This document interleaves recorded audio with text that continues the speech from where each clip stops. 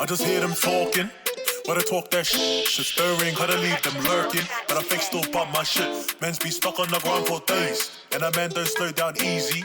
Try to be the next big thing. Man don't stop till the fam so see me.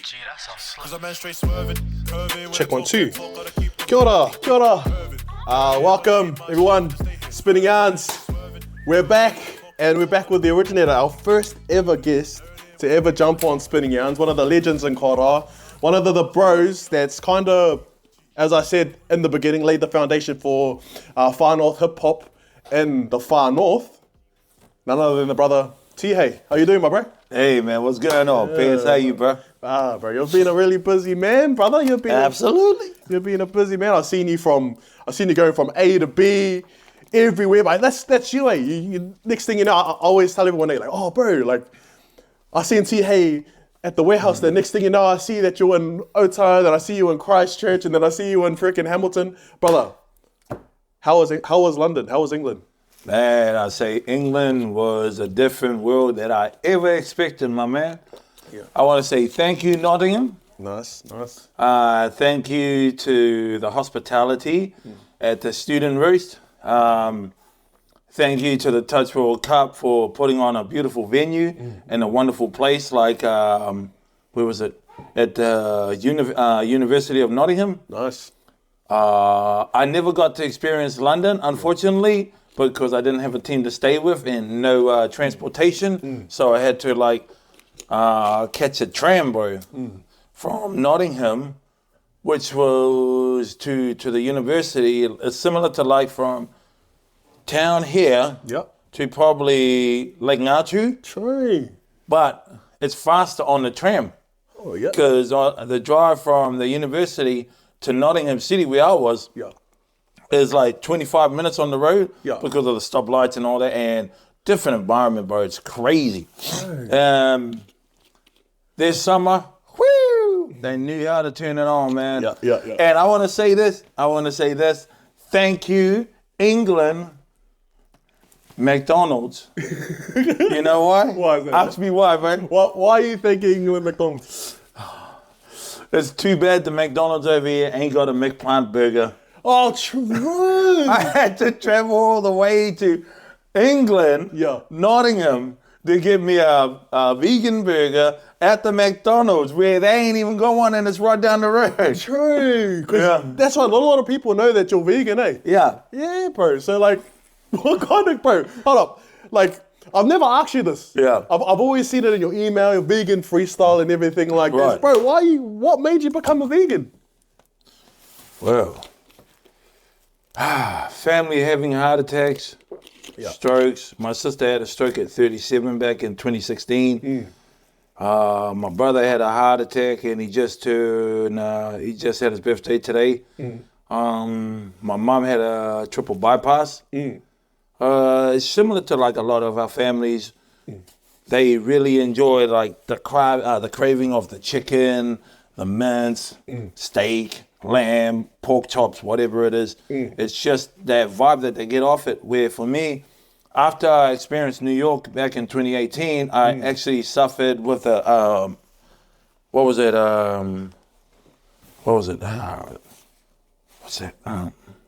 A boil on my chest. And it was just half the size of a rugby ball. Yeah. And I was lucky to, I was able to, pus some of that stuff out when I was over there, but it just got bigger. And the doctor said to me when I got home, if I do not change my dietary, I could be pretty much dead before I turn 40. True. Yeah. So that's the reason about your. So you're not none of that animal lovers type stuff. It's just mainly health, becoming a better you. Yeah. You. Well, as being a vegan for the last coming up 6 years in October, I wanted to do something that transitioned my life from others around me that I felt that I could improvise and I could do and try learn from it. Cause coming from the farm, bro, milking cows, all that stuff, that was my life. Just like many other people in our lives. And I've seen it over the years that, Fano, you had one of my dad's brothers, Uncle Rama, he loved to work, just like any of our people would. And he was told by the doctors a year before he passed away, please slow down and take some time off work. And he just didn't listen. And he went to go help this old lady and carked it at the age of 49. My dad's little brother. So it was just building up to it. Yeah. All this was just building up to it, bro. So I was I was always stressed out. I was always angry. I was always frustrated. I was always upset at myself. And then one day I just got a call. I put up a Facebook post saying, anybody a vegan, please? And they referred me to David Koich, who is Ruben Wiki's little brother. Yeah. Oh, true. So that's one of the whanaunga. Yeah. Oh, true. Exactly. Whanaunga, shout out to you, David Koich. And he put me on to it, and I've been one since 2018, and my last day of eating meat was December 31st, 2018. True. And how did your body feel since kind of changing? Well, it's like this. I never get put off by people eating meat in front of me. Yeah. I never dang it, all that, because growing up, like I said, if you're from the marae, if you're from the farm, that was normal for us, being a country boy and all that. So it is what it is. It's a transition. It's it was my choice. It was my decision. It was my vision. So I went with it, and I'm still with it today. Love it, my bro. Awesome, brother. Awesome. But yeah, so that taste of that vegan burger. Yes, brother. Thank you, Nottingham McDonald's.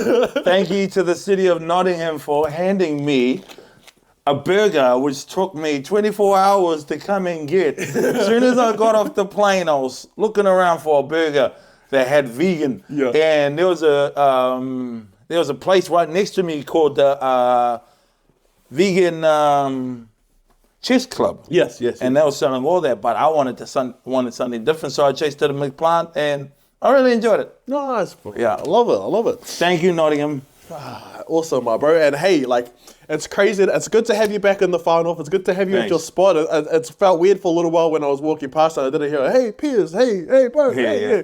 But it's good to have you back, my bro. What's it called? So, how's the music going, my brother? How's the album coming along? It's actually completed. Yes. Just with a few certain setbacks in life, like I was telling you about it before, were certain stuff, but I feel it's time to release it next month. I'm going to try, set a date, so probably the 15th of September. So I just got to get every song checked out first. Yeah. And hopefully it's up to the standards of releasing to the public. Yeah. And there's one song I need to get permission for, because I'm doing a song with a talented artist. She is dope. Yeah. I have to get permission first to get the rights to release it on my album. Yeah. Because if we do not go through her, then we basically screwed, and that's what's really holding it up. Yeah. Yeah. That's one thing I like about you, bro, is that you always give everyone props, eh? Yeah. And from day one, and whoever says that you don't give anyone props, it's not a thing. Because every time I work with you, every single song, Piers. You want to know why? All right. I did a project years ago. The video, everybody loved it. But one of the comments was like, Tihei, you should credit the other person in the video clip who helped. And he just said, get it sorted. I was like, oh, okay. And I'm not wanting negative attention. So ever since then, I just shout out everybody. Yeah. And you look over the years in hip hop, like one of the greatest records of all time that went commercialized. I did a hip hop, did it. The Rapper's Delight from Sugar Hill Gang. Yeah. Not much people know that verse in the second verse was by Big Bang Hank, who passed away, rest in peace, was actually from Grandmaster Cash, who was known as Casanova Fly from the Cold Crush Brothers. And that verse, in the song, you could hear it, there was some words that were said from Big Bang Hank, and it was about Casanova Fly. And he was like, I'm the CASN, the OVA, and the rest is FLY. But everyone knew who Casanova Fly was, not Big Bang Hank. And when the song came out, instead of giving thanks to Casanova for the lyrics, he didn't thank him. And unfortunately, it changed a lot of perspective, and a lot of side takings became a part of the issue. And all I can just say is that if I work with you on a song like you said, I say, hey, shout outs to this person, shout out to that person, because we get looked after. Yeah, hard. I love it. Yeah, because we always have to look after each other, right? We always have to look after the bros, and even with like the people, the audio engineers and everything like that, bro. And it's cool because we don't get props, bro. A lot of people don't get props for that type of stuff, bro. And you're doing it. But what kind of what's it called? Like, you know a lot about the history of hip hop, as you just said before. Like, what's your thoughts? Because what's your thoughts on the newer generation of MCs, bro? Because a lot of us, we don't know that. We don't know the elements of hip hop. I know. You know what I mean? Like, what's your thoughts on the later generation when it comes to later MCs, later rappers? Every generation just like has its own peak. Every generation just has its own marketing promotion. Every generation has that it factor. A lot of generations are very different. Like, I'm from the 80s era growing up to the 90s. And then you got the 2000s, 2010, and now we're in the 2020s. And so the margin is basically bridging the gap, and there's so much people coming out these days. And it is what it is. That's all I can say. But, like, everyone is different than the next individual. No one is, in my eyes, no one is above no one. Like, you look at like Drake, Kendrick Lamar, and how they had that issue. I was asked about it, but to me it was just, it reminded me of what happened to Biggie and Tupac. And I bought Tupac's album in May 1996. And we were blasting it, yeah, like every young kid would. 5 months later, he was shot and killed. And when I was in high school, Notorious B.I.G. got killed. So stuff like that, it's one of those things that just unfortunately happens, and every generation loses, has a lot of tragedies. And you look at that Triple X Tenacious dude, Pop Smoke, young people gone. And it's Mac Miller. Talented MC. Talented, very talented. Just a lot of disputes, issues, a lot of setbacks, curveballs, distractions, frustrations. You name it. It's a part of this game that we are in.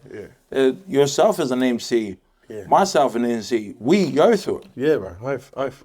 And if everybody says, oh, we live in the high life, nah, mate. There's more struggles behind it than there is the reality in front of us.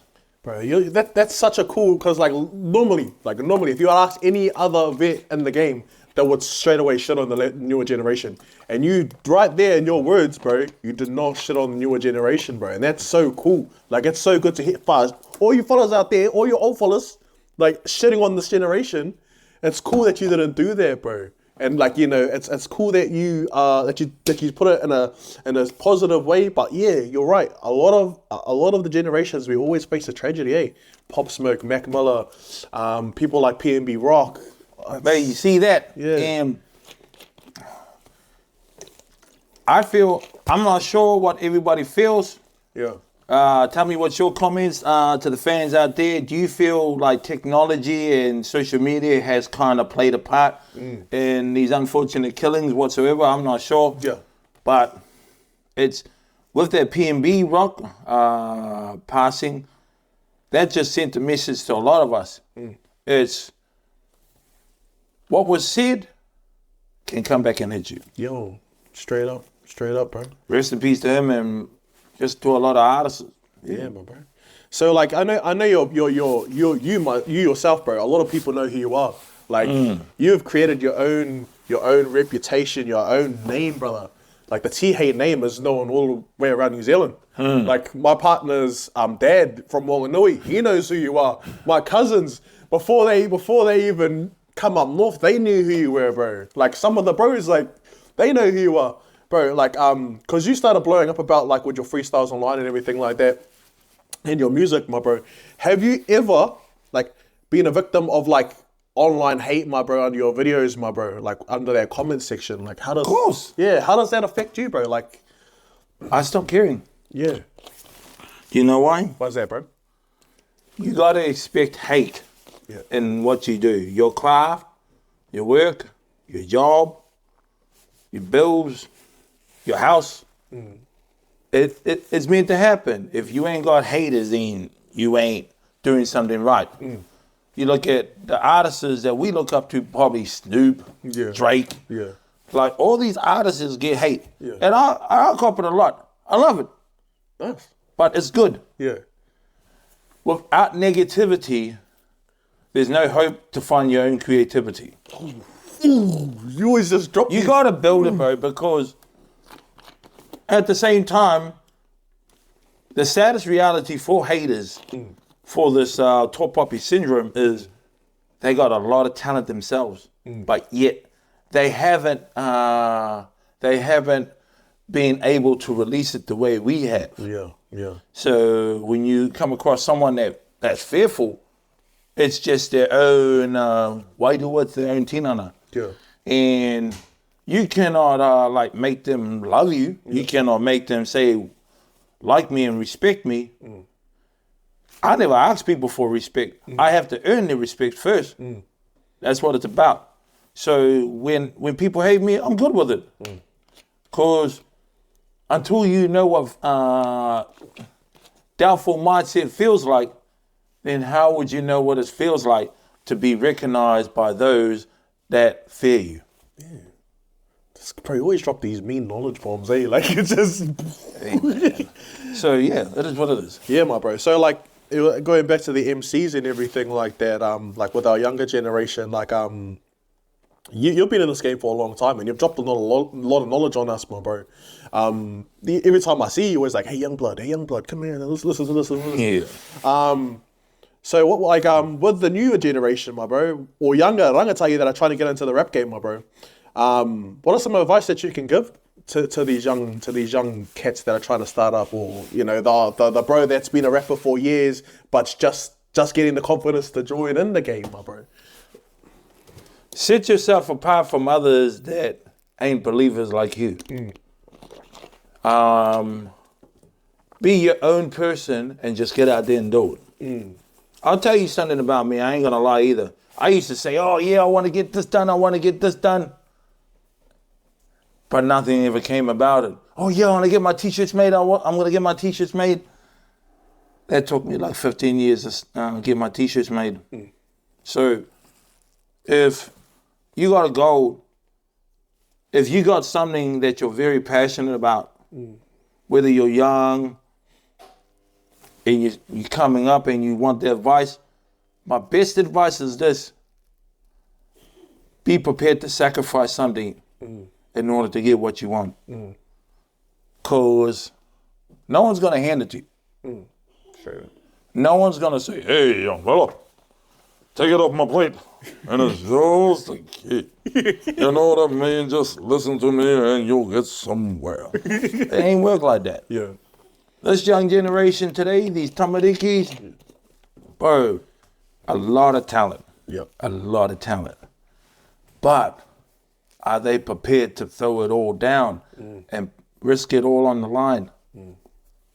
If they want it, they can get it. I've been doing this for 26 years. And I was 15, like 26 years ago. Yeah. I'm 41 now. I ain't getting any younger. Yeah. And so these youngsters that are coming up, whether they from Moerewa, whether they from Malambao, Lake Road, Kitty, Kaikohe, Kyle, Whangare or Tangare, any neighborhood, the dreams are possible nothing's ever impossible. Yeah. Get rid of that mindset. Oh man, can't be done, bro. It's too impossible. Yeah, bro. No, man, it won't be done, bro. No, bro, just stick to what you know better, bro. And I go, well, that's we. As soon as you hear that line, choice is yours. Yeah. And there's so much talent, but yet there's no belief in their own talent. Yeah. Straight. And they hold back so much. I'll tell you a story. I was at a concert back in 08 of a New Zealand artist. He was popping at the time. Love him. And there was this kid with so much talent in his crumping. I was telling him, bro, jump on stage, bro. Jump out there, bro. Perform, bro. They're asking for crumpers. They're from LA. Because LA was, correct me everybody, was LA the originators of crumpers? Crumping, I think? Yeah, no idea. Yeah. So if anybody knows the true history of crumping, was it invented at LA? Put it in the comment section. Straight up. So I asked that kid, bro, get out there. No, I can't, bro. Bro, just get out there, bro. This is your chance. No, I can't, bro. I can't do it. It's that scare tactic. It's that fear from other people that got the best of them in that moment. Because when you're in that moment, it's all about you and what you do. And it's really about how you improvise, what you're going to make out of that situation, and how you're going to challenge yourself. Yeah. Are you going to take it, or are you going to lose it? Because, and he didn't give it a shot, but, and unfortunately, that young man, he gave up on his crumping, which was sad to hear.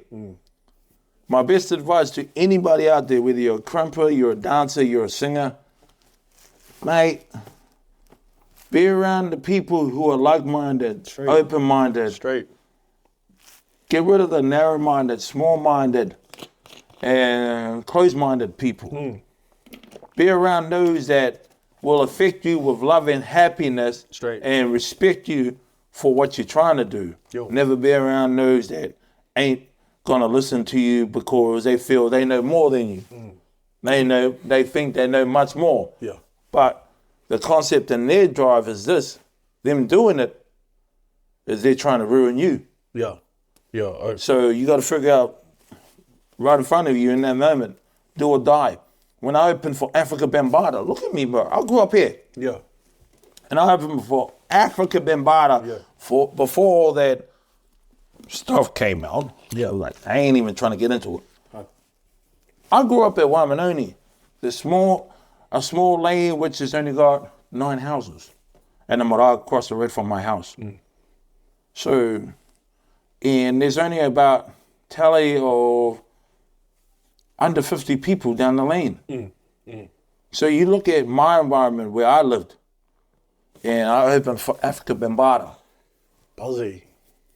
It's the drive that will compel you, but it's the chance that will define you. It's the realization that you have to consider. It's like one of the people said, facts. Because certain people second guess their opportunities and they become fearful, so they become brainwashed by other certain aspects. Get rid of that negative aspect around you that say, hey, man, you ain't gonna make another. Come hang out with us, bro. Be a nobody. Ain't work like that. You want it, you gotta go get it. There's so much talent in kaita. I see a lot of kids, and these young kids, anywhere, they always ask, oh, what's the best advice? Be you. Love that, bro. Like, and you did say you're coming up in that older age now, my bro. Have you ever thought, and if you haven't, or like freaking mean, bro, but have you ever thought about have you ever thought about the end of your career? Because you're coming up to older, you know what I mean? Have you ever thought about the end, or is this a forever, your whole life purpose, and you're just gonna go on until you drop? Hey man, nothing is over until the fat lady sings. Hey fella, love that, man. Holy heck. Yeah, you look at it like, I have thought about it, like, because since I graduated from Unitech with a postgraduate certificate in creative practice, I want to establish myself more into different narrations or different genres now. I'm really trying to like get behind the wheel of acting and directing now. Yo. But I still want to carry on freestyling and still busk because it keeps me humble. Yeah. It keeps me grounded. Yeah. And I love that energy. So nothing is promised. Yeah. I want to live today and hopefully I'll see tomorrow. So you're just focusing on just because you enjoy what you do, eh? You love what you do. Like this is like your purpose in life, eh? Yeah. So if I live today, I'm talking to you, I could be dead in the morning. Yeah. Plain and simple. So everything else that comes with it, I ain't even like, oh, what's going to happen in 3 days? We're not sure. Yeah. Because I was talking to somebody and they died the next day. So look at that. Live every day like it's your last. Yeah. Life, unfortunately, has that one feeling that no one can ever defeat. Everyone's too worried about life and death. You forgot one thing that matters the most and more reasoning to why we have to worry about life. Time. Time, man, straight up. Right. It was like Rocky said in the movie Creed, when what's his face, Adonis Creed goes, how did you beat my father? And he goes, time beat him. Time takes out everybody. It stays undefeated. Time is undefeated. Yeah, you can't cheat time, man. Exactly. Can't cheat time, bro. And I lost my friend. Oh. It's all good, my bro. It's all good. Oh, Miffy. I miss you a lot. Yeah. It's all good, my bro. You never know what's good until it's gone. I met her back in primary school in 88. Rebecca, she was a couple years older than me. She's 81, I'm 83. And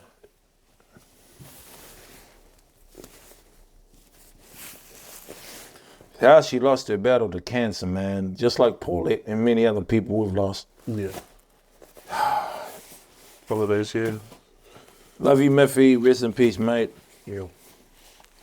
Rebecca McCulloch.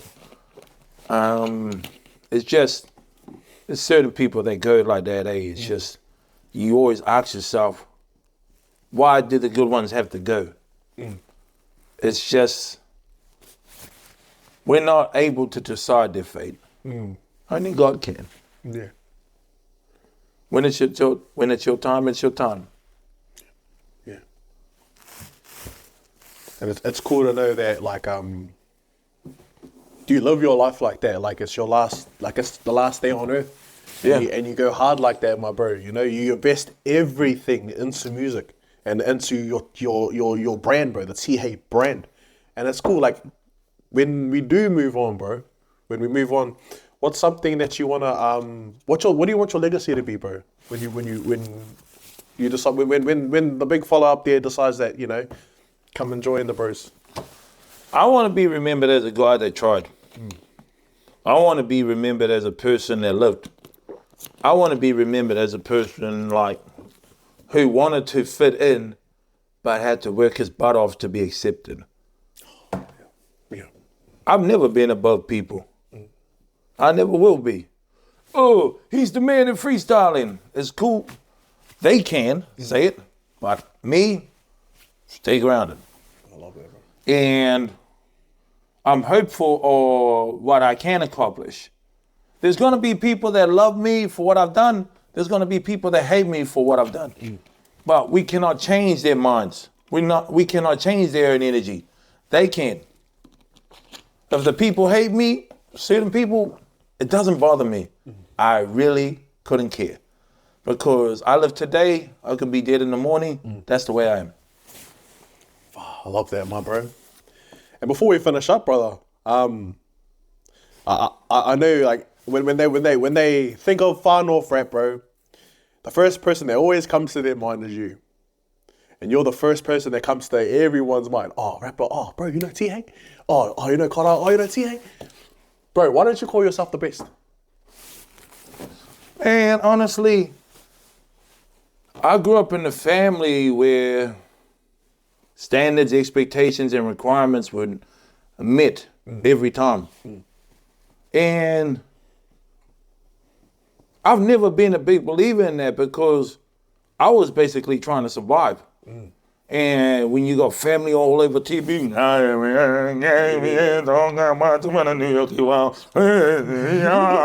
It's like, because your dad is, you know, your dad's... My dad is my dad. Your dad's your dad, yeah. But because of their egos, Yeah. because of the attitudes, because of like the higher standards, the high